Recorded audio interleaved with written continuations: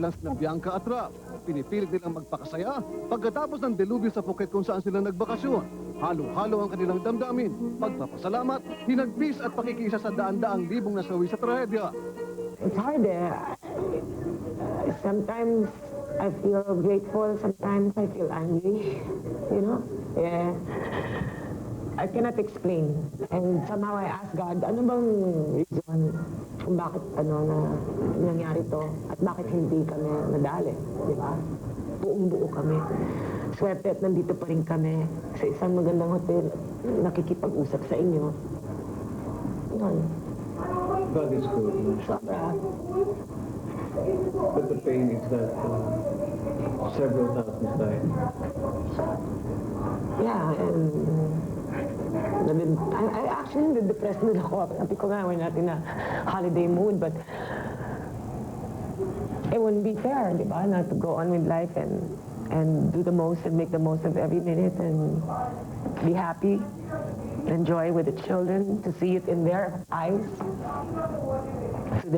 have them experience and spare them also of the grief that they're aware of. Hundreds of bodies in these plastic bags on one side. They break my heart.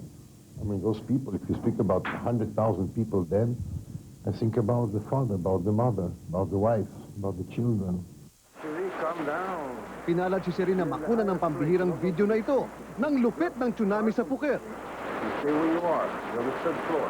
Noong una'y nakita nila ang pag-alsa ng dagat, ang hindi maipaliwanag na pagbubog ng beach resort umbrellas, ang pagkakagulo ng mga turista, hanggang inanod na ang unang palabag ng kanilang hotel.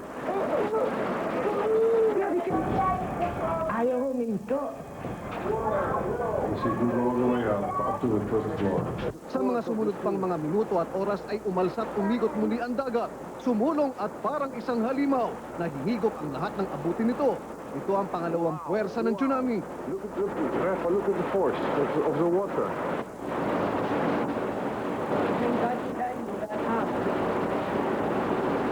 He's quite calm. So are you? Pero higit pa sa kanyang kahindik-hindik na eyewitness account, iginiit ni Cherie na hindi nila ito istorya, kundi istorya ng maraming taong namatay at kanilang pamilya na mas nangangailangan ng tulong. At istorya din ng mga hindi napapabalitang mga taong nagpakabayani para maisalba ang kapwa sa trahedya. Wala pa anya ang sinapit nila sa kalingkingan ng mga biktima ng delubyo. Yes, it was a miracle. That's why we were at that place at the very moment, at the right time. It's all a question of timing. If we had arrived to the beach 30 minutes or 20 minutes before, we would have been there, swept away, hit against those beach benches, or even a day before, and we would have been on the Fifi Island, which was wiped out. I believe it has been His grace and His protection, more than ever. Mahalaga rin ang mensahe ng mga survivors tulad ni Cherie at kanyang pamilya. Life can just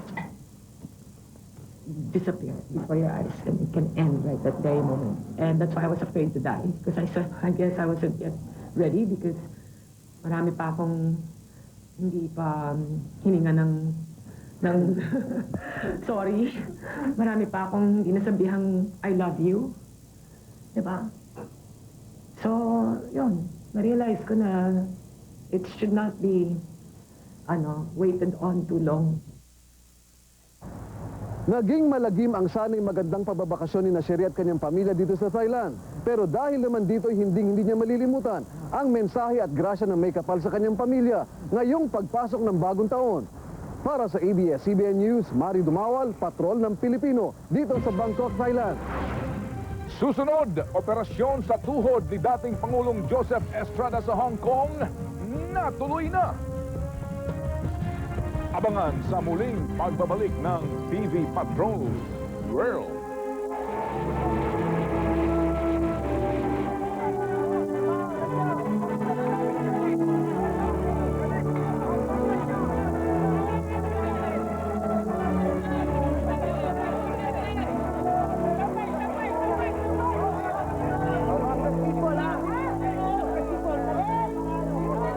Wala sa Bureau of Fire